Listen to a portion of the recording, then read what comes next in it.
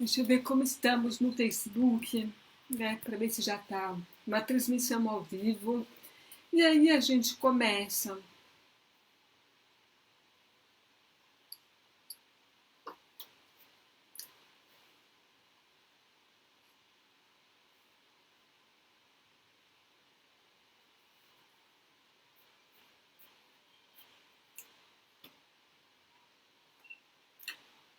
Eu preciso pensar numa música para começar as minhas lives, porque eu gosto de começar com uma dancinha, sabe?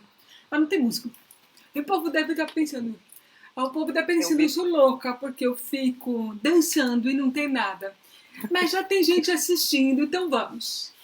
É, eu gostaria que você se apresentasse, Vamos. assim, profissionalmente, tá? Não precisa contar a nossa história para as pessoas, não, tá?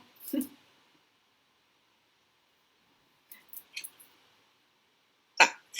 Vou manter nossos segredos de alcova. Bom, eu sou Kali, eu sou psicóloga, sou mestre em saúde coletiva e já tem uns 5 ou 6 anos eu faço parte de um grupo de estudo sobre mindfulness, sobre meditação de atenção plena. E tenho trabalhado com isso no consultório e no SUS, onde eu trabalho. Tem sido, tem sido muito encantador aprender sobre isso. E tem sido muito enriquecedor também para a minha experiência pessoal e profissional. Eu fiz esse convite para você porque a gente está vivendo um momento extremamente único, né? Eu acho que a última vez que o mundo passou por algo assim foi há mais de 100 anos. E com exceção do avô de Eduardo, não tinha muita gente que viveu esses dois momentos, né? E. A avó do Ricardo também. Então, tem poucas pessoas que tiveram experiências de viver esse momento há 100 anos atrás. Então, a maioria de nós está com muita dificuldade de lidar com as emoções, que estão muito complicadas, né? Eu estou conseguindo lidar bem, mas eu admito que eu estou fingindo mais do que lidando bem, né? É que eu só gosto de fingir. E mas eu percebo que os meus seguidores, que os meus amigos, e tem muita gente angustiada, muita gente deprimida, muita gente sem esperança. E aí eu acho que a melhor forma da gente lidar com isso é falando desse assunto. E eu acho que o mindfulness, ele é o ideal para esse momento, por isso que eu trouxe você para falar disso, porque eu não sou a melhor pessoa para falar desse assunto. Por favor. Bom, a gente primeiro precisa reconhecer que esse realmente é um momento difícil, né? Então, a gente tem, você falou de algumas emoções, como medo, angústia, desesperança. Esse é um momento difícil, essas emoções, elas são pertinentes a esse momento, né? Então, a gente precisa primeiro entender que isso faz parte desse momento e a gente vai sentir isso em algum momento, né? Em alguma parte da nossa vivência. O mindfulness ajuda a gente muito a entender que sobre a impermanência, né? Que é o que a gente tem escutado muito, de uma forma que às vezes até cansa, que é o do vai passar, né? O mindfulness fala isso, tudo passa. Antigamente tinha um ditado muito conhecido que era não há mal que sempre dure e nem bem que nunca acabe. Isso já é um aprendizado desde muito tempo. O mindfulness ele traz isso, a impermanência. As coisas acontecem agora, elas não ficam, elas não duram. Ao mesmo tempo que a gente tem a tendência de tentar não entrar em contato com os sentimentos que a gente reconhece que não são tão positivos, né? A gente tenta rejeitar esses sentimentos e essas emoções, a gente tenta se apegar àquelas que a gente gosta. Né? Então, a gente tem dois movimentos que são o de não entrar em contato, evitar o sofrimento a todo custo, e o de não deixar ir embora o que a gente gosta e o que faz bem. Ambos movimentos fazem a gente sofrer, porque as coisas, né, os sofrimentos negativos vêm, os sentimentos negativos e os sentimentos positivos vão. Então a gente acaba sofrendo muitas e muitas vezes. E tem uma outra coisa, é que a gente costuma sofrer por antecipação, né? Tanto prevendo que o sofrimento vai chegar, quanto sabendo que o que é gostoso, positivo, vai embora. E aí a gente começa a sofrer antes e não consegue nem aproveitar o que a gente está vivendo. Então eu acho que o mindfulness ele ajuda a gente a olhar para o que é agora, a tentar viver esse momento com tudo que tem, né? Assim, mesmo que não seja algo tão desejado, né? Assim, e então eu acho que esse é um primeiro aprendizado muito, muito importante. Sim, estamos vivendo momentos difíceis, sim, teremos momentos de tristeza, de agonia, de angústia, de medo, muito medo. Mas não é só isso, a gente tem outros sentimentos, né? Quais são os outros sentimentos que a gente pode ter no meio disso tudo? Saudade, amor. A gente normalmente tem uma velocidade, né? A gente corre muito. E agora a gente está com um outro tipo de tempo, né? O que a gente está fazendo com ele? Né? Eu acho que essa é a grande dúvida. Né? Ao mesmo tempo que tem tantos artistas, tantas iniciativas de coisas para as pessoas fazerem, às vezes a gente fica até cansado, né? De tanta opção. Tem que fazer isso, tem que fazer aquilo. Caramba, quando foi que você teve um dia de preguiça lá? Eu tive um dia de preguiça. Olha, na verdade, desde que eu comecei a fazer as minhas lives, eu não tive nenhum dia de descanso. Eu tô ficando cansada das minhas lives também. Mas, por outro lado, elas são o que me dão ânimo. Porque eu acordo pensando, eu vou fazer uma live hoje, eu preciso perguntar isso, eu preciso perguntar aquilo. E acaba sendo uma maneira de aproveitar esse momento, né? Quando eu não estou fazendo live, é porque eu estou organizando alguma coisa em casa. E eu acho que o segredo está sendo isso, né? De viver o momento. E por que eu trago o assunto do mindfulness, da atenção plena? Principalmente porque o livro que eu acabei de publicar, O Escute como um Surdo, ele falava disso, de você estar atento ao que você ouve. Então, por que não trazer esse assunto que a gente está vivendo, de repente? Um dia de preguiça, para mim, seria um dia que eu botaria Sim, esse na TV, alguma série, e ficar o dia inteiro assistindo. E isso para mim seria bom. Agora eu não sei como que as outras pessoas conseguem encarar esses momentos que hoje não dá para fazer nada.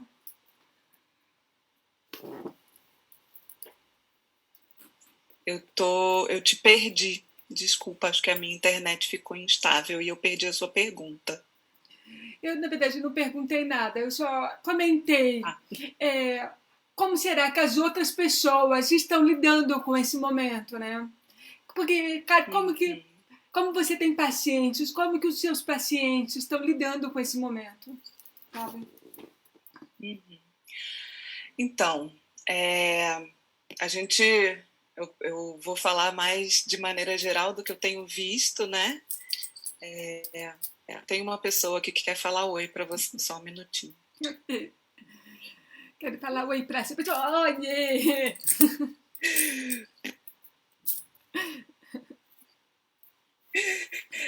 Então, o que a gente tem visto é as pessoas muito angustiadas, né? Então, buscando muitas informações, se sentindo na obrigação de estarem muito bem informadas. Eu tenho visto as pessoas precisando se sentir produtivas, precisando. Tá bom, filha, desculpa.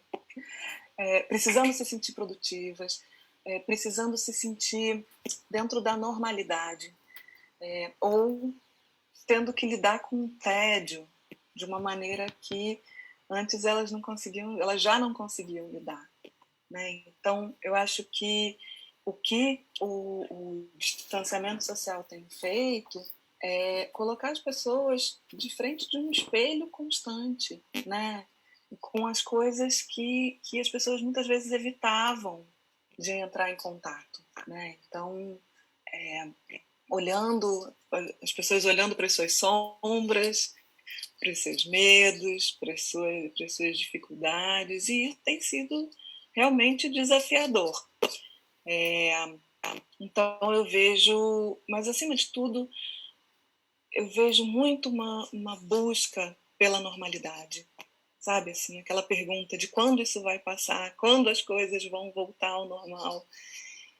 E aí a gente estava até falando sobre isso, né? Assim, sobre essa nossa conversa há alguns dias, e eu me lembrei de uma música do Gil, né? Do Tempo Rei, e ele falava numa parte, ele fala: ensinar-me as novas formas, ensinar-me as novas formas de viver. Então, assim, essa é uma nova forma de viver. Nesse momento, isso é o normal. O normal é não sair na rua, o normal é ficar em casa, o normal é rever coisas que a gente protelava para fazer, o normal é passar o dia com as nossas infindáveis questões e pensamentos e tudo, vozes interiores. Esse é o normal. E eu acho que no momento em que a gente puder aceitar que esse é o normal de agora, talvez fique um pouco menos sofrido, né? Assim, porque aquele normal não existe mais, né? Ainda que a gente volte a sair, né, logo para ir para a escola, faculdade, trabalhar, a gente ainda assim não vai ser aquele normal. Todos nós estamos passando, como você disse, por uma coisa absolutamente nova. Não tem como ser igual ao que era antes. Ninguém passa por isso tudo. O mundo não vai ser mais daquele jeito. Vai ser diferente. Eu nunca tinha passado tanto tempo de máscara quando eu vou para o meu trabalho, né? Eu nunca tinha tido a dificuldade de escutar as pessoas para além da dicção normal delas, né? Quando a gente fala sobre as pessoas estão precisando encontrar outras maneiras de demonstrar afeto e de demonstrar carinho, né? É muito diferente. Rapidinho, tem uma pessoa perguntando em relação à legenda. Eu explico sobre a legenda para você depois, Patrícia, para a gente não misturar os assuntos. Mas eu posso fazer uma explicação de como é que a gente coloca legenda. E ela é uma função do Zoom, né? Mas eu explico isso uma outra hora, porque eu acho que nessa live eu quero falar mais de mindfulness. Mas obrigado por perguntar. E realmente, as escolas têm que considerar colocar legenda para as crianças que têm deficiência auditiva. Até porque a gente está falando disso, né? Da dificuldade que a gente tem de ouvir as pessoas quando elas estão de máscara, né? Eu tenho que pedir para as pessoas falarem mais alto. É engraçado, porque eu tenho a sensação de que eu não estou ouvindo tão bem, que está abafando o som. E isso é uma coisa que a gente está aprendendo a fazer, é pedir com educação. Olha, fala mais alto, porque eu não estou te ouvindo, né? E eu não sei como é que é pro ouvinte, porque eu estou acostumada a pedir para as pessoas fazerem isso. E quero saber como é que é para um ouvinte. Tem que pedir, para repetir, para... Então, é isso, né? A gente está tendo que pedir para as pessoas repetirem e falarem mais alto e falarem mais articuladamente, né? Então, a gente está tendo, acho, uma provinha de como é para quem é surdo, a experiência de conversar, né? Então, as pessoas estão precisando falar mais devagar, mais alto e de forma mais articulada, né? Fora o fato de que a gente perde uma parte importante da expressão facial, né? Então, a gente não sabe se a pessoa está sorrindo ou se ela está falando muito, muito sério, né? A gente só tem o olho. E eu acho que isso é uma experiência incrível, porque isso ajuda muito a gente a entender um pouco do que uma parcela da população vive, né? Assim, eu já conhecia um bocado desses desafios por toda a minha história com você, mas sim, né, não é simples. Só para as pessoas entenderem a minha história com você, né? Vamos contar rapidamente. Nós somos melhores amigas de infância. A gente se conhece desde sempre, né? Nossos pais são amigos. O meu pai e o seu, eles estudaram juntos na 8ª série. E eles permanecem amigos até hoje. Então a gente se conhece desde sempre. E quando eu perdi a audição, a gente não perdeu contato, porque eu perdi o contato com a maioria dos meus amigos. E não foi o nosso caso. Né? A gente manteve o contato próximo durante toda a nossa vida. Então você sempre teve essa experiência de conviver com uma pessoa que tinha deficiência auditiva e que fazia leitura labial. E você sempre teve uma preocupação de falar de frente para mim, de falar articulado, de repetir. Então, para você, talvez seja um pouco mais fácil conviver com essa situação do que com uma pessoa que nunca conviveu com quem tem deficiência auditiva. E a máscara está colocando a gente à prova, não é mesmo? Sim, com certeza. Eu fiquei pensando, né? Depois eu vi que tem uma pessoa aí em São Paulo fazendo as máscaras com o visor, né? E eu pensei muito nisso, né? Como que as pessoas vão se comunicar, né? Como que quem tem deficiência auditiva vai conseguir entender e se informar nesse momento. Da mesma forma que pensei, caramba, como as pessoas com deficiência visual estão vulneráveis, né? Já que é tudo a partir do tato, como eles ficam vulneráveis numa situação dessa, onde não está sendo muito possível encostar em muitos lugares sem se colocar em risco, né? Então, assim, eu acho que isso deve estar aumentando a ansiedade e o medo nas pessoas, né? Você tem visto isso? Eu acho que com certeza tem isso mesmo, né? E você acha que esse sentimento de ansiedade, de medo, ele pode ser trabalhado de alguma forma? Você teria alguma dica para a gente trabalhar esses sentimentos? Sim, acho que sim. A ansiedade, ela vem de uma tentativa de antecipação e controle, né? Então a gente, na tentativa de antecipar o que pode dar errado e controlar os fatores, a gente vai ficando ansioso, porque a gente vai considerando todos os cenários possíveis, tudo que pode dar errado, e aí a gente vai, né? A nossa imaginação, a gente sabe que é absolutamente infinita. Então, a gente é assim que a gente vai ficando mais ansioso. Bom, mas aí para a gente poder entender por que a nossa mente faz isso, é legal a gente voltar numa explicação e numa compreensão de que isso é o que a mente faz desde os primórdios. A parte mais antiga do nosso cérebro, ela é responsável por isso. Ela está responsável pela nossa sobrevivência. O que isso significa? Que quando a gente vê as coisas mais pelo lado negativo, na verdade, isso é o nosso instinto de sobrevivência. É o nosso instinto dizendo, pode dar errado aqui, pode dar errado ali, isso aqui não está muito bom, não. Por quê? Porque as pessoas que ficaram distraídas cheirando flor foram comidas pelos predadores, né? E as que ficavam rastreando e descobrindo o que estava errado, elas foram e conseguiram se salvar. Então nós somos descendentes daqueles que ficavam pensando e olhando tudo que ia dar errado, né? Então vamos primeiro entender que isso é uma função importante da nossa mente, manter a gente vivo, né? Tudo que a gente faz tem a ver com isso, né? Todos os nossos instintos estão voltados para isso. Então a gente fica o tempo todo prestando atenção no que pode ser comprometedor para a nossa integridade. E aí a gente vai ficando ansioso, né?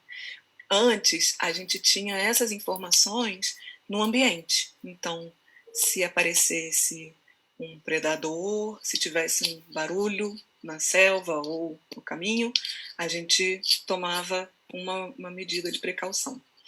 E agora, isso se transformou, isso veio, a gente internalizou isso, e isso agora vem a partir dos nossos pensamentos. Então, como a gente tem muito estímulo externo, o que a gente tem de informação vem dos nossos pensamentos. Por isso que uma das maneiras que a gente tem para lidar com isso é ficar testando se aquilo que o nosso pensamento está provocando como teoria, se tem embasamento na realidade. Então, uma das maneiras é isso pode ser muito ruim, eu posso ficar sem meu remédio, pode ser que esse vírus entre pela minha janela, e aí a gente vai, ok, mas vamos ver o que isso tem de real. Né? Assim, as farmácias estão funcionando, as coisas voltaram a ser reabastecidas, então talvez eu não precise me preocupar tão intensamente com isso. Né? Pode ser transmitido pelo ar? Pode, mas precisa de uma concentração específica para isso.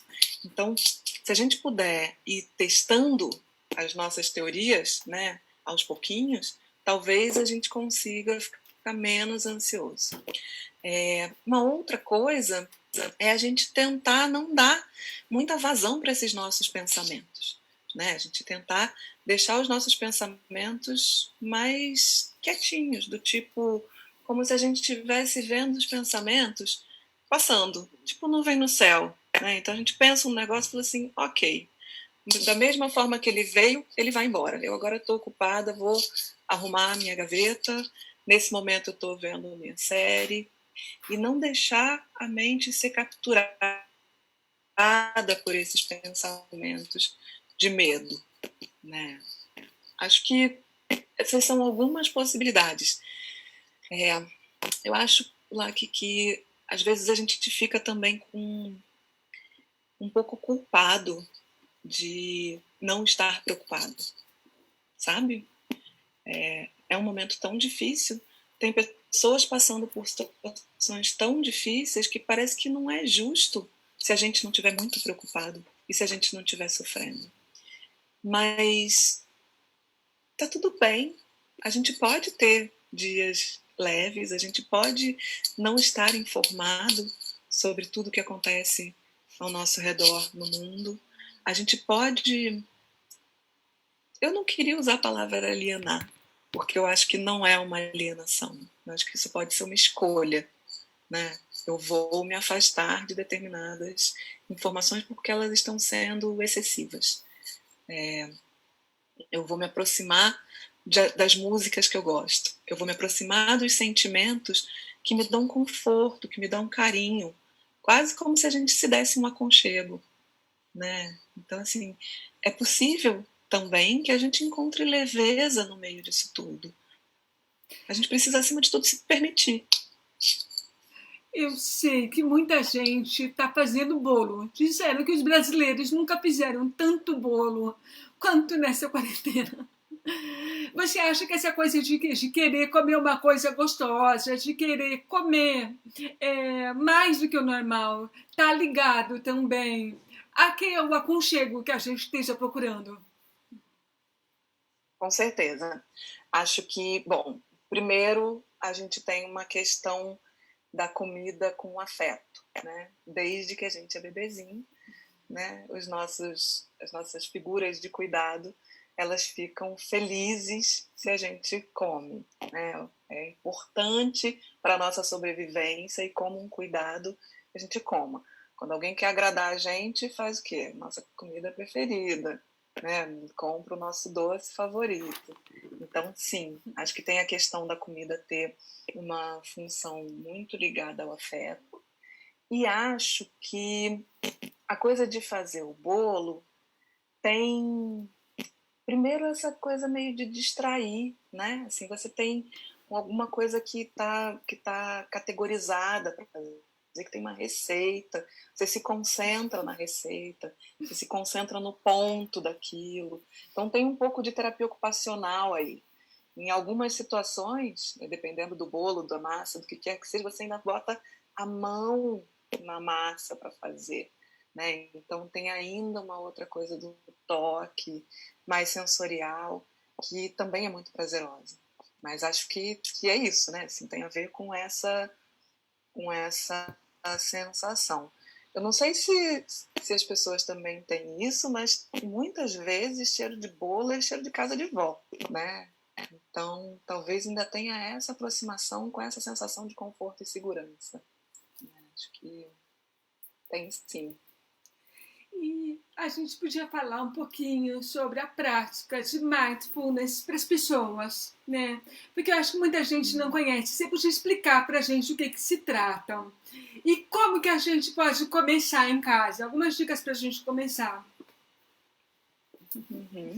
Posso sim. Mindfulness é interessante porque é muito simples e, ao mesmo tempo, absolutamente complexo. Por quê? É simples porque você pode fazer mindfulness em qualquer lugar, a qualquer hora, sem precisar de nada especial, né? Então a gente pode, uma prática, por exemplo, muito comum é talvez fechar os olhos e começar a prestar atenção no ambiente, né? Podendo perceber a temperatura, a luminosidade, perceber se tem algum cheiro, e depois começar a notar o movimento do corpo à medida que a gente inspira e expira, percebendo o movimento de expansão e retração.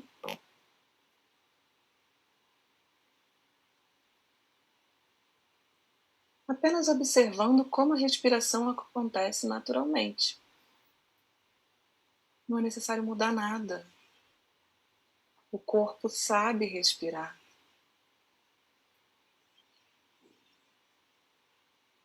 Tem uma própria cadência.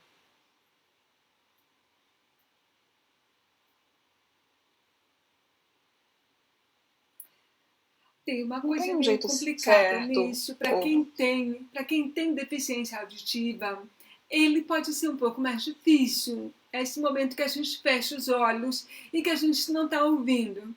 No entanto, eu imagino que a maioria das pessoas para quem a gente está dando dica usem algum tipo de aparelho auditivo ou que usem implante coclear.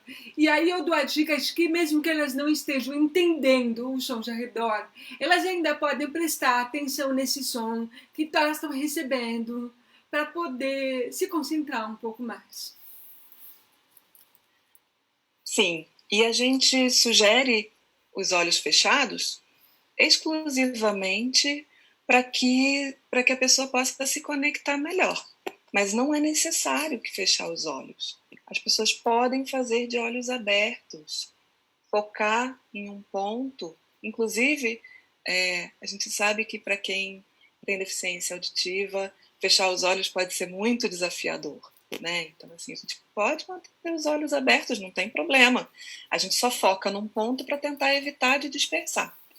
O desafio, por que isso é a parte simples? O nosso corpo sabe respirar, ele respira mesmo sem que a gente perceba, e a gente pode simplesmente entrar em contato com essa respiração que acontece naturalmente. Pode fazer isso durante alguns ciclos, contando 10 respirações, apenas percebendo o ar inflando e desinflando o abdômen ou o tórax. Isso já vai ajudar a gente a vir para esse momento de agora, porque essa respiração ela só acontece agora. Ela não aconteceu ontem e ela não vai acontecer de novo.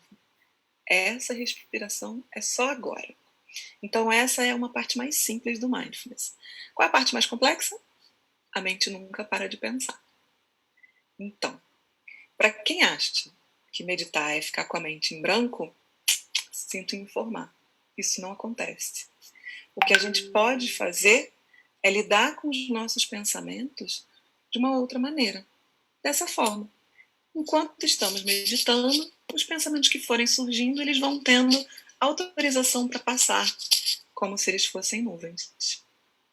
E aí a gente volta a atenção de novo para a respiração, né? Convida a mente gentilmente a falar, ó, agora eu não vou para esse pensamento, agora eu vou voltar para a minha respiração. E enquanto a gente faz isso, isto é a prática. Tantas vezes as pessoas falam para mim, eu não consegui ficar na prática, porque eu pensei muito. E aí eu digo para eles, isto é a prática. Perceber que o pensamento está vindo, que a gente dispersou e voltar para a respiração é a prática em si. Então, se a gente puder fazer isso uma vez ao dia, 2 vezes ao dia, ter se a gente fizer 3 respirações, né, com mais atenção, a gente tem a tendência de voltar para o momento de agora, de sair do looping de pensamento. Né? Então, essa é uma possibilidade. A outra possibilidade que a gente tem é de fazer coisas do dia a dia com atenção plena.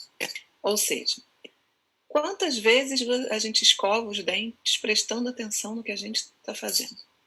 Geralmente a gente escova o dente pensando em outras trocentas coisas, no que a gente vai fazer depois, no que a gente vai fazer amanhã, no que a gente, né?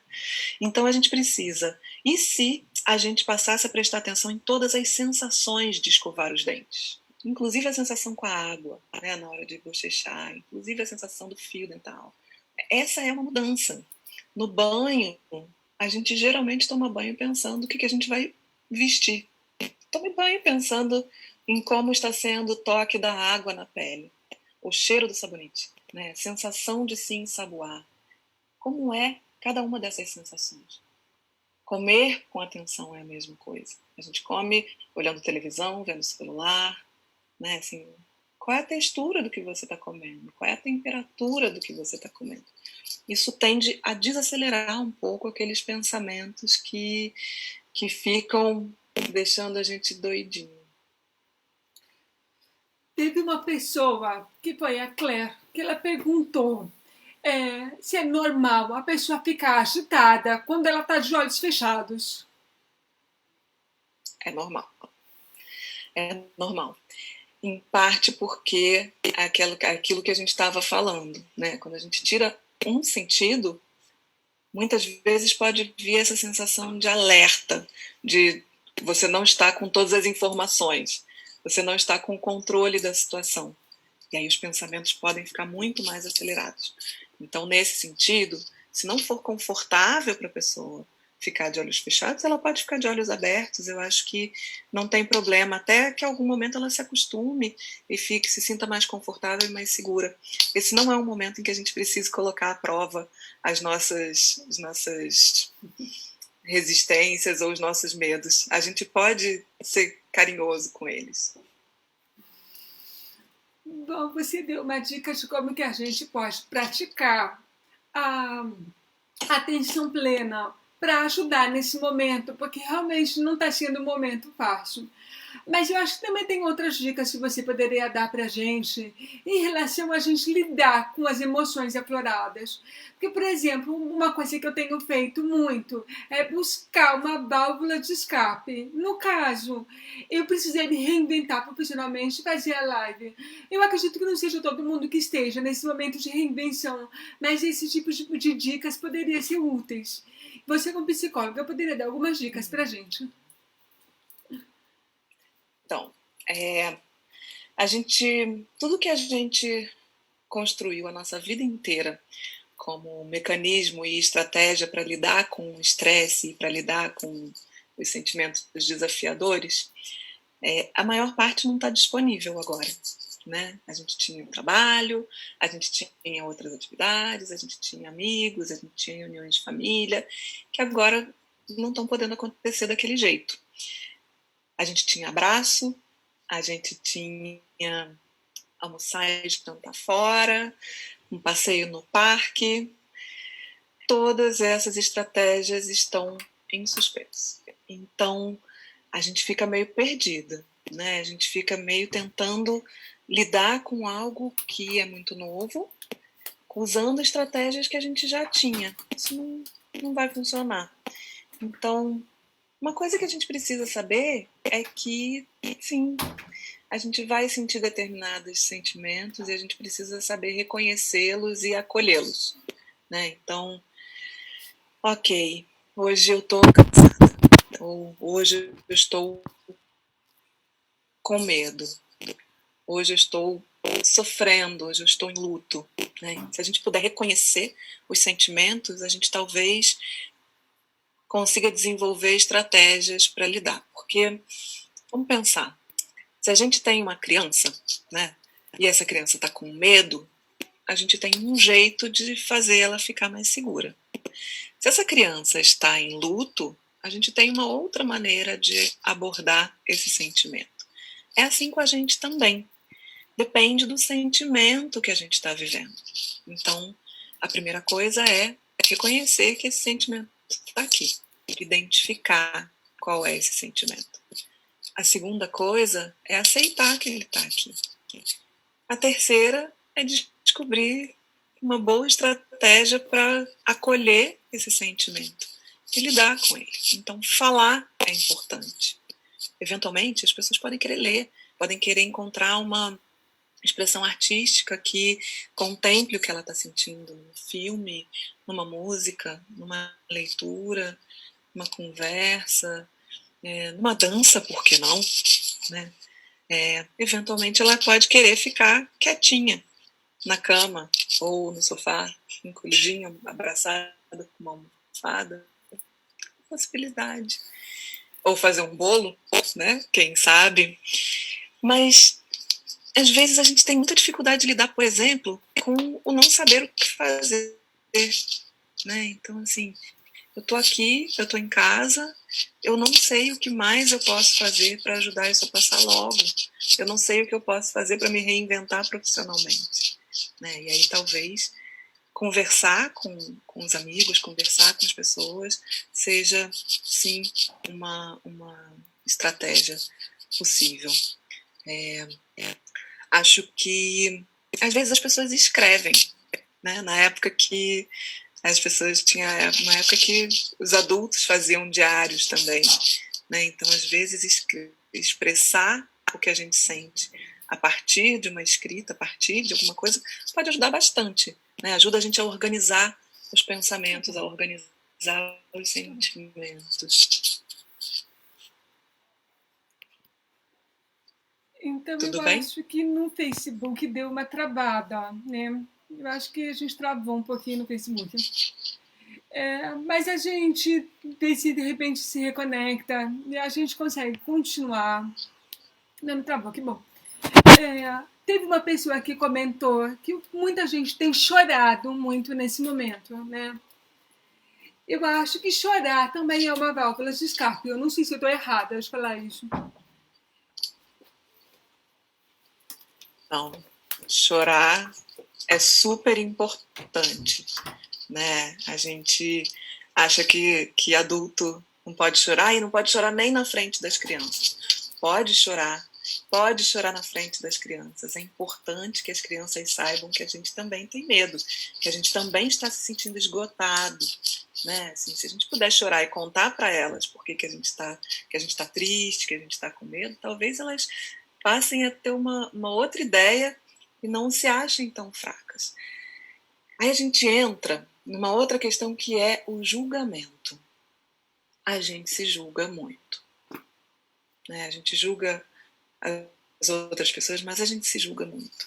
Nós temos juízes internos que são, nossa, duríssimos, né? Então, mas o que as pessoas vão pensar de mim se eu estiver chorando, né? Será que eu sou fraca se eu estiver chorando? Não. Chorar é bom, chorar é importante. Chorar é uma expressão do sofrimento, né?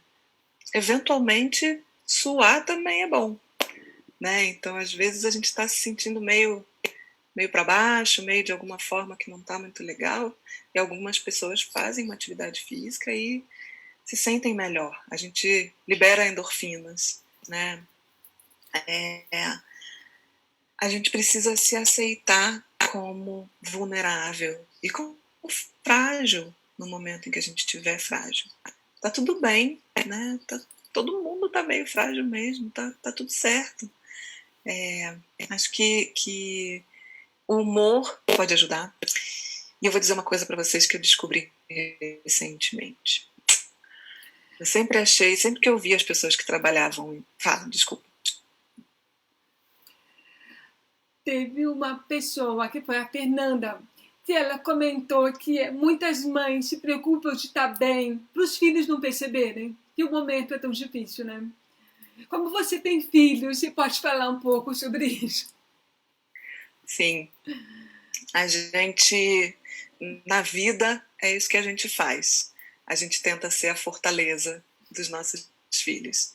A gente tenta ser a pessoa que vai dizer que está tudo bem, que vai ficar tudo bem, porque nós somos o porto seguro deles. Mas o porto seguro de todo mundo está meio difícil, né? E as crianças, elas entendem. Se a gente pensar que só 7% da nossa comunicação são as palavras que a gente usa e todo o resto tem a ver só com a comunicação não verbal ou com o tom de voz que a gente usa, com a velocidade das nossas palavras, mas assim, 55% do que a gente comunica é expressão facial, expressão corporal. Ou seja, as crianças já sabem que não está tudo bem. A gente é que não sabe que a gente está comunicando isso, mas as crianças já sabem. A diferença é que as crianças geralmente são muito autocentradas. Então, quando algo não está bem, elas acham que é com elas, ou que o problema está com elas, ou que elas causaram esse problema para os pais. Então, se a gente puder ajudá-las dizendo sim, estamos com dificuldade e não tem a ver com você, né? Assim, você não é a culpa disso. O mundo tá caótico, eu não sei o que fazer, eu tô com medo. Não só as crianças vão se sentir mais seguras, porque elas vão saber que o problema não está sendo gerado por elas, mas elas vão saber que os pais também têm medo, então que elas não são fracas, que é normal ter medo. Eu me lembro do dia que a minha filha me perguntou se eu tinha medo, e eu falei que tinha, e ela me olhou com uma cara muito assustada e falou: mamãe, você tem medo? Eu falei: tenho, minha filha, tenho medo de um monte de coisas, né? E vou descobrindo como lidar com eles, mas tenho medo de um monte de coisas. Para ela foi incrível, foi uma descoberta fantástica, né? Saber que eu tenho medo. Então eu acho que sim, é importante a gente falar com as crianças, porque elas já estão percebendo, eles sabem, né? Inclusive porque está tudo muito diferente. Eu acho que a gente não comentou que a sua especialização como psicóloga é no luto, né? E eu acho que nós estamos todos vivendo um momento de luto desse ano. De repente, um ano morreu.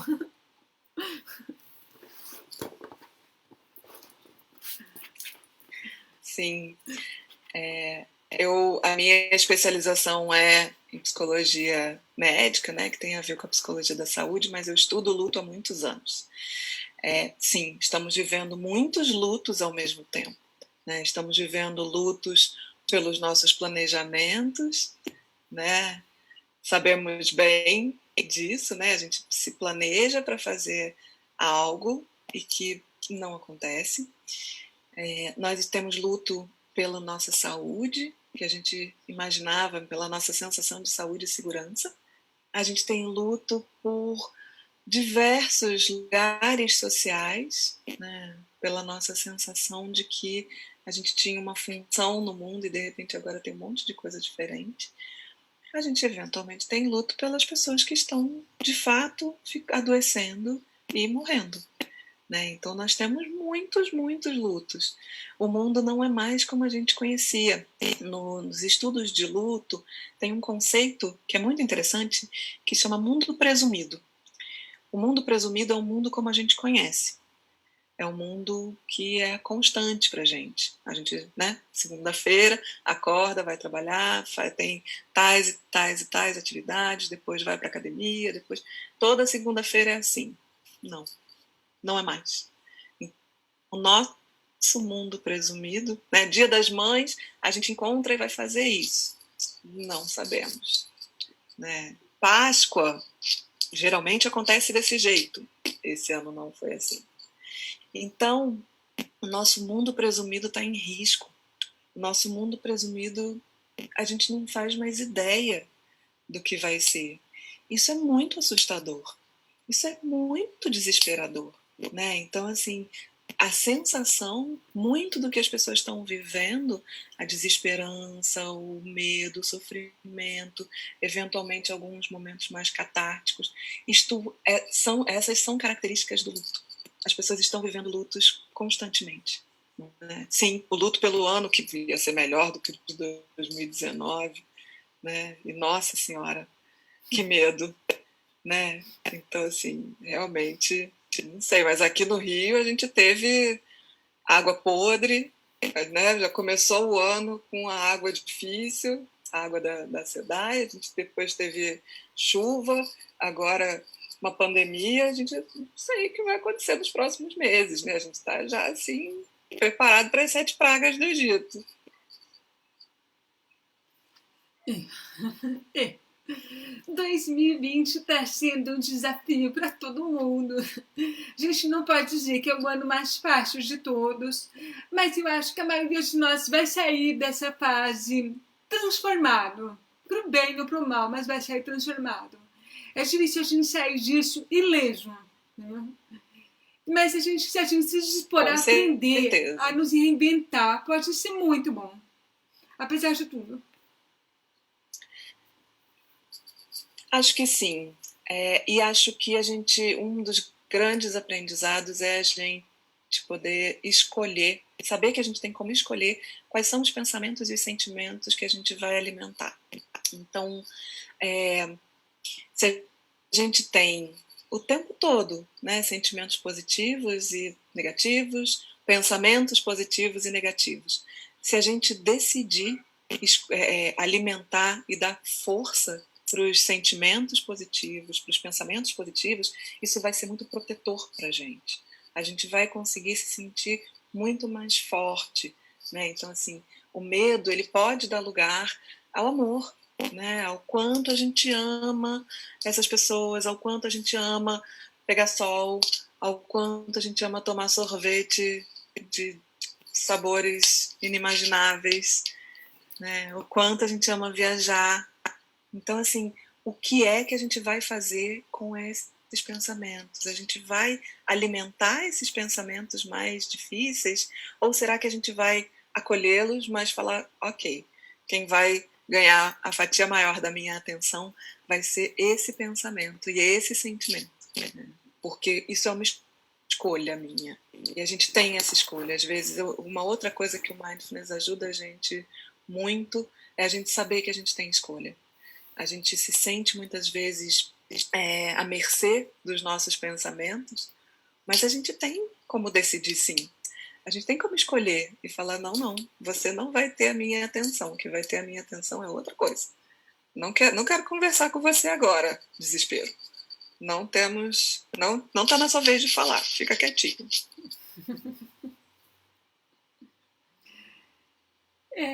A gente já está há quase 50 minutos conversando. E aí eu queria abrir para as pessoas perguntarem algumas coisas para a gente chegar em 1 hora, mas também dar um espaço para as pessoas perguntarem. Então, se elas quiserem fazer alguma pergunta, a gente está aqui para responder, né? Você está aqui para responder. Ninguém quer ouvir a resposta minha, não. O que quer?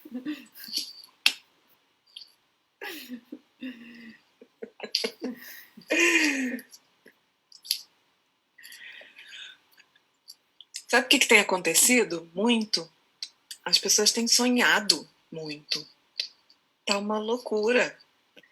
Os sonos estão agitados, né? Aparentemente o inconsciente das pessoas começou a trabalhar freneticamente, né? Em parte, eu acho que isso é um pouco de realização de desejo, né? Então a vontade que as pessoas têm, às vezes as pessoas têm sonhado muito com encontros com amigos, com, né, corridas, passeios, e isso tem a ver com o que a gente tem desejado fazer. Outras coisas têm a ver, outros sonhos têm a ver com as pessoas resolvendo um monte de questão que estava lá escondida no baú e que eles estão abrindo o baú para resolver, né? Então, tem sido um movimento muito interessante. Você andou fuxicando no seu baú também? Não, na verdade, eu é acordada. Às vezes eu me pego pensando, lembrando de coisas 10, 15 anos atrás. Quando eu tô jogando, eu fico com os pensamentos assim, que eu nem sei de onde saíram. Eu me lembro assim, mas sonhado, eu não tenho sonhado muito, não. Eu não sei se sou eu, não sei se as pessoas estão sonhando muito, mas eu não tenho. Mas meus sonhos é quando eu tô acordada mesmo.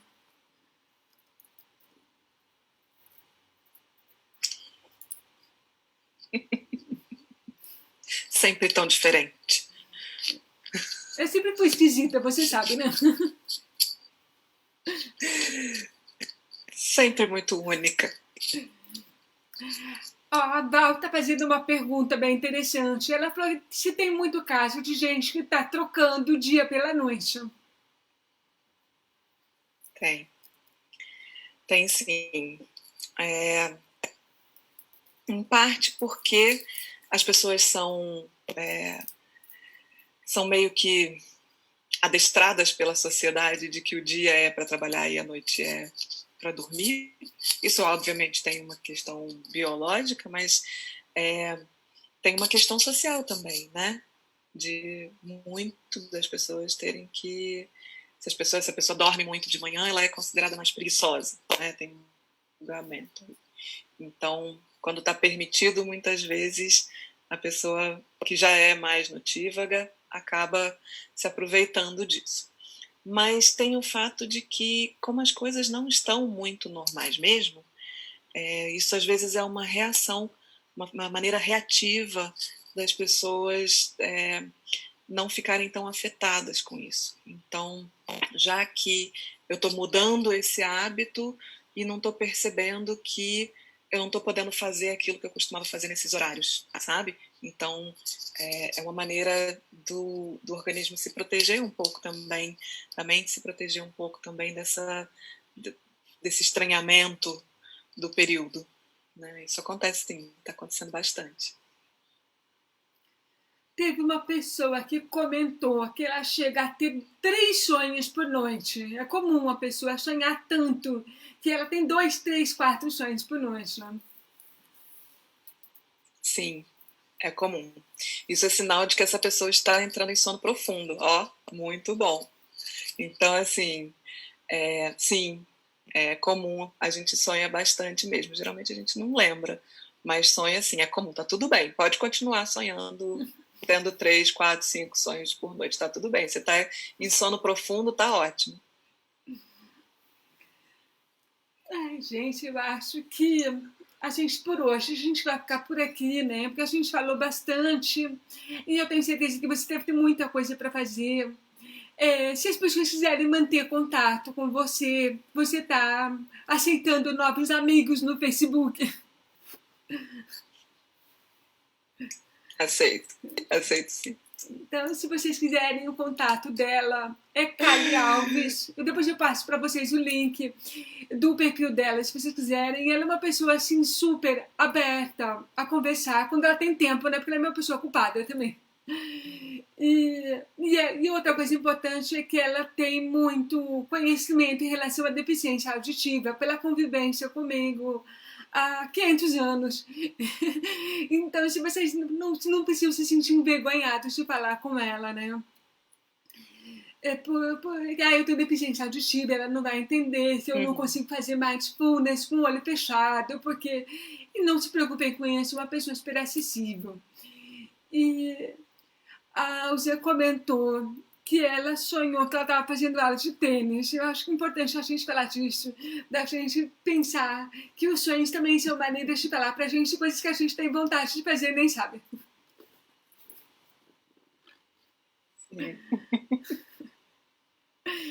E, gente, realização de desejo total. Então, se você quiser dar uma última mensagem pra galera, fica à vontade, a gente tem 5 minutos ainda. Eu acho que Se eu pudesse deixar uma mensagem, um recado, é de que a gente tente ser mais gentil com a gente, mais gentil com o outro, que a gente possa olhar para isso realmente como um momento difícil, mas e pensar assim, como será que eu falaria sobre isso com uma pessoa que eu amo, né? Então, se alguém que eu amo viesse me dizer que está triste, chateado, desesperançoso, o que eu diria para essa pessoa? O que eu faria? Será que eu daria um abraço? Será que eu faria um carinho? Será que eu faria um bolo? Será que eu faria um chá? Um café? O que você faria para acalmar e aconchegar uma pessoa que você ama, se ela falasse com você sobre esses sentimentos? E por que não fazer isso consigo mesmo, né? Então, assim, quando a gente estiver se cobrando muito, talvez a gente possa pensar e falar, ó, esse é um momento difícil, né? A gente não pode ter a expectativa de sempre. Vamos pensar que, sim, é um momento diferente, né? É um momento mais difícil. Vamos ser mais bonzinhos com a gente mesmo, né? Então acho que esse é o principal, né? Assim, vamos ser mais gentis com a gente mesmo. Então é isso, gente. Eu fico por aqui também. Falo para vocês: tomem um cafezinho gostoso, façam um bolo gostoso e se planejem para daqui, de repente, 6 meses, a gente convidar os amigos para compartilhar tudo que a gente fez com a gente mesmo e foi bom. E de repente, daqui a pouco, a gente vai poder compartilhar de novo. É só manter a fé. Por exemplo, todo mundo que tiver contato comigo, eu vou convidar para tomar um cafezão, porque café é comigo mesmo, né, gente? É isso. Foi um prazer, viu?